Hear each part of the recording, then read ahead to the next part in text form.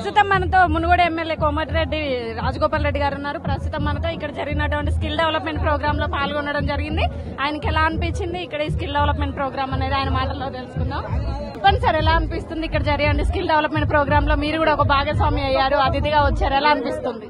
ఈ రోజు నిజంగా మన పాలకుర్తి కాన్స్టిట్యున్సీలో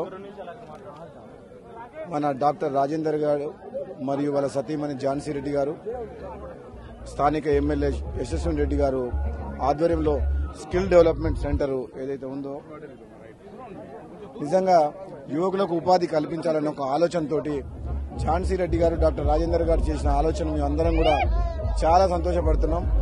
ఇక్కడికి ఈ ప్రారంభం ఫౌండేషన్ స్టోన్ ప్రోగ్రామ్ రమ్మన్నందుకు మా అందరం కూడా వాళ్ళకు మద్దతుగా నిలవాలని చెప్పి మొట్టమొదటిసారి గెలిచిన తర్వాత ఈ పాలకుర్తి ప్రజలు ఒక ఘన విజయం సాధించారు. నిజంగా ఒక చరిత్ర సృష్టించారు.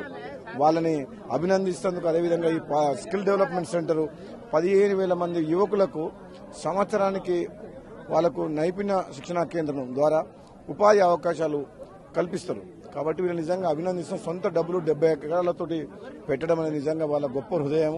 నిజంగా సమాజ సేవ చేయాలని ప్రభుత్వం ద్వారానే కాక తాము కష్టపడి సంపాదించిన సొమ్ములో కూడా ప్రజలకు దానం చేయాలన్న సేవజన లక్ష్యం ముందుకు వచ్చిన మన పుణ్య దంపతులకు నిజంగా వాళ్ళకు శుభాకాంక్షలు తెలియజేస్తూ ఇటువంటి కార్యక్రమం ముందు ముందు ఇంకెన్నో చేయాలని కూడా నేను తెలియజేస్తాను. అంటే గత ప్రభుత్వంలో చాలా మంది నిరుద్యోగులు ఆత్మహత్య చేసుకున్న పరిస్థితి మీ ప్రభుత్వం వచ్చిన తర్వాత ఉద్యోగాలు కల్పిస్తామని చెప్పడం, మీ ప్రభుత్వ హయాంలో ఇవాళ ఇది జరగడం ఎలా అనిపిస్తుంది మీకు? ఇప్పుడు నిజంగా చెప్పాలంటే ప్రభుత్వమే మొత్తం ఉద్యోగాలు అందరికి ఇవ్వాలంటే కష్టం.